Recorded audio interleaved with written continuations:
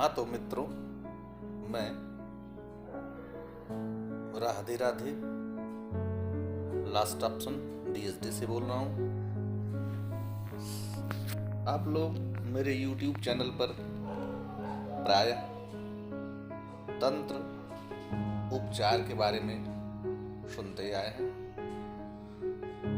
आज मैं ऐसे तंत्र उपचार के बारे में बात करूंगा जिससे जनरली लोग परेशान रहते हैं।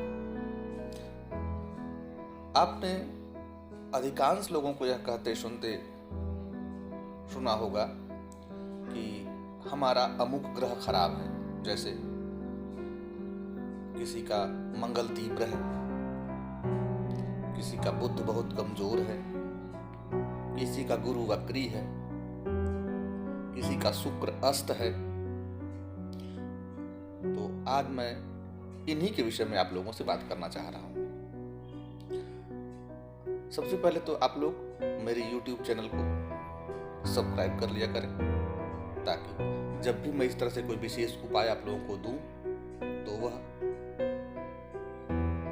या उसकी सूचना आप लोगों को तुरंत शीघ्र प्राप्त हो जाए, जिससे आप लोग उसका उपयोग जीवन में करके अधिकाधिक लाभ उठा सकें। मित्रों, उपचार की सबसे प्राचीन पद्धति मंत्रोपैथ है, और आप लोगों ने देखा होगा कि हमारे ऋषि महर्षियों अक्सर प्राणायाम की बात करते हैं कि व्यक्ति को प्रतिदिन प्राणायाम, सूर्य नमस्कार इत्यादि करना चाहिए। इन्हीं में छिपा है हमारे जीवन की समस्याओं से निपटने का तंत्र उपचार। आपको करना कुछ नहीं है, रोज की तरह, हमेशा की तरह प्रातः काल उठना है, और उठने के बाद स्नान इत्यादि कार्य करके जब भी आप अपने आसन पर बैठें तो प्राणायाम शुरू, जब आप ओमकार ध्वनि प्रारंभ करें तो उंगलियों में, ये उंगलियां आपकी 5 हैं, इस हथेली में सारे ग्रहों से के उपचार संबंधी स्थान बनाए गए हैं। आपको करना कुछ नहीं है, बस इतना ही, जैसे आप उच्चारण करिए ओ,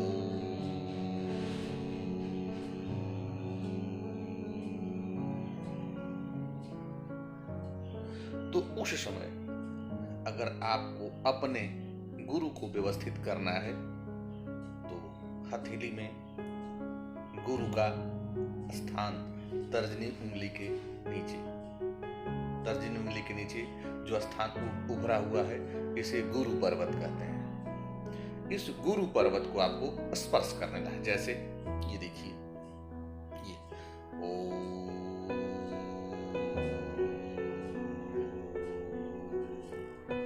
और आपको मन में यह परिकल्पना करनी है कि आपके सारे कार्य बन रहे हैं, जो भी बिगड़े कार्य हैं उन कार्यों को देव गुरु बृहस्पति, या अगर आप दीक्षित हैं तो अपने गुरु का ध्यान कर सकते हैं कि वे उस कार्य को बना रहे हैं। इसी तरह अगर आप कभी किसी कोर्ट केस से आपका मामला उलझा हुआ है, जैसे जनरली आजकल लोग तलाक संबंधी समस्याओं से या जमीन संबंधी समस्याओं से उलझे हुए हैं, तो इसके लिए कुछ मैं उपाय बताता रहता हूं कि पीपल की जड़ में किस दिन कैसे दीपदान करना है, कैसे जल चढ़ाना है, या महाविद्या मंत्र का हवन आप किस सामग्री से करेंगे। महाविद्या मंत्र का हवन ऐसे आप समझिए, आपकी जैसे एक व्यक्ति होता है, अगर उस व्यक्ति को एक लाठी दे दिया जाए किसी को मारने के लिए तो कम चोट पहुंचेगी। अगर उसी व्यक्ति को बंदूक दे दिया जाए तो वो ज्यादा चोट पहुंचा पाएगा। अगर उसको राइफल दे दिया जाए तो और ज्यादा चोट पहुंचा पाएगा। ठीक उसी तरह से हवन सामग्री होती है। हवन सामग्री में प्रयोग होने वाली लकड़ियां यह सारे कार्य करती है। जैसे महाविद्या वन मंत्र से अगर घी से हवन किया जा रहा है तो बहुत अल्प छोटा प्रभाव पड़ेगा, लेकिन पड़ेगा अवश्य, नो डाउट। लेकिन अगर यही हवन विशिष्ट साकल से किया जाता है तो एक लॉन्ग टर्म तक प्रभाव पड़ेगा। अगर यही हवन हव्य से किया जाए, खीर से किया जाए, तो उसका बहुत अधिक प्रभाव पड़ेगा। महाविद्या हवन चूंकि तंत्र से संबंधित है, इसलिए सामान्यतः यह हवन सूर्यास्त के बाद की जाए तो बहुत अच्छा रहता है। क्योंकि हम लोग समाज में रहते हैं तो ऐसा कोई कार्य नहीं होना चाहिए जो समाज के नियमों के प्रतिकूल हो, इसलिए मैं प्रायः यह हवन दिन में ही कराता हूँ, लेकिन अनुष्ठान में रात में ही कराता हूँ। तो महाविद्या हवन से अगर बेहतर लाभ लेना है तो सूर्यास्त के बाद इसका हवन हो, सामूहिक की जगह व्यक्तिगत हो, प्रयास करना चाहिए निर्जन स्थान हो, ऐसे जगह पे हो। अगर ना हो पाए तो अपने पिंड में कराएं, पिंड में भी यह सर्वाधिक लाभ प्रदान करती है। इसको सर्वग्रहोच्चाटिनी मंत्र माना जाता है। आप लोग देखते हैं कि ज्वर जैसे मलेरिया, चिकुनगुनिया, टाइफाइड, डेंगू जो होता है, जैसे अब तो नया ज्वर आप लोग देख रहे हैं कि कोरोना भी आ गया है। अभी काफी सदियों तक हमारे वैज्ञानिक अथाह मेहनत करेंगे तो जाके इतने ज्वरों तक पहुंच पाएंगे। ज्वर आप खुद ही काउंट कर सकते हैं, जैसे बेतालादि ज्वर, रात्रि ज्वर, दिवस ज्वरा, अग्नि ज्वर, प्रत्यग्नि ज्वर, राक्षस ज्वर, पिशाच ज्वर, ब्रह्म राक्षस ज्वर, प्रसीद ज्वर, विषम ज्वर, त्रिपुर ज्वर, माया ज्वर, अभिचारी ज्वर, विशिष्ट ज्वर, सम्राट ज्वर, ये सब ज्वर के प्रकार हैं। इसी तरह जब महाविद्या मंत्र श्रवण होता है तो शरीर में तरह तरह के दर्द होते हैं, शूल होते हैं। उन शूलों को निपटारा करने के लिए भी नाम लिया जाता है अच्छ शूल, कुछ शूल, कर्ण शूल, घर्ण शूल, उदर शूल, गल शूल, गंड शूल, दंत शूल, पाद शूल, पादार्थ शूल। शूलों को शमन करने के लिए व्यक्ति जो भी कष्ट पाता है, माना जाता है कि यह ईश्वरीय प्रदत्त है। हमारे यहाँ दंड दो ही प्रकार के किए गए कहे गए हैं, एक ब्रह्म दंड, एक विष्णु दंड। जितने भी तरह की समस्याएं हैं इन्हीं दो दंडों से संबंधित होती है, और इन सारे दंडों को समाप्त करने के लिए महाविद्या मंत्र एक अचूक औषधि है, यूनिवर्सल ट्रूथ है। इस सारा कार्य समय से संपन्न होगा। समय मतलब शिव और महाकाली, कपालिनी, मुंडमालिनी उसी समय को अपने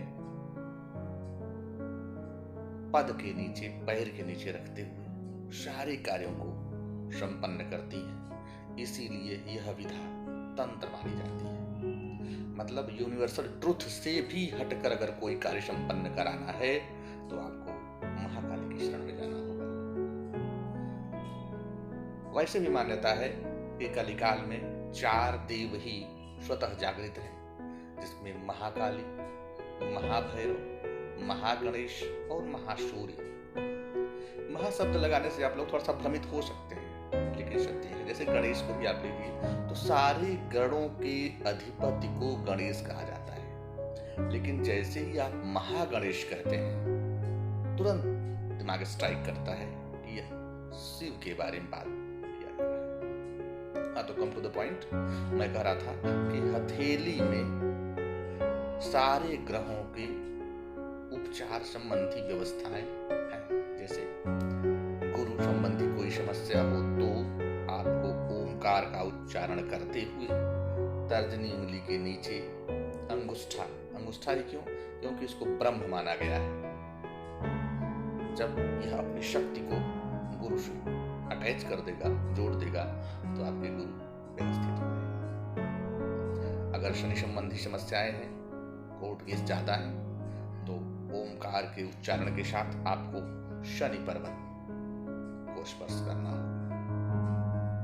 आप बहुत कार्य करते हैं लेकिन कार्य आपके प्रायः निष्फल हो जाते हैं या फिर उसका सही परिणाम प्राप्त नहीं होता है, या फिर आपका समाज में सही मूल्यांकन नहीं होता है, तो उसके लिए आपको सूर्य पर्वत अनामिका मूल्य के नीचे मिले। मित्रों, इसी तरह से हथेली में सारे स्थान बने हुए हैं, राहु के, केतु के, मंगल के, बुध के, सारे स्थान हैं। उनको इस ब्रह्म से स्पर्श करा करके आपको ओम का उच्चारण करना हो।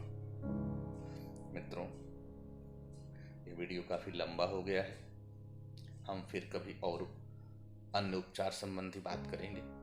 फिलहाल आज के लिए इतना ही। हमारे चैनल को सब्सक्राइब करें, चैनल को अधिकाधिक लोगों तक पहुंचाएं, क्योंकि हमारा यह संस्थान लास्ट ऑप्शन नाम से जाना जाता है। लास्ट ऑप्शन DHD का मतलब होता है दुख हरनी धाम। अगर आपको कभी समय मिले, मौका मिले, तो स्थान तक आए, आकर देवी से अपनी अर्जी लगाएं, अपनी आरती लगाएं और समस्या का समाधान होगा। जय जय श्री राधे राधे राधे।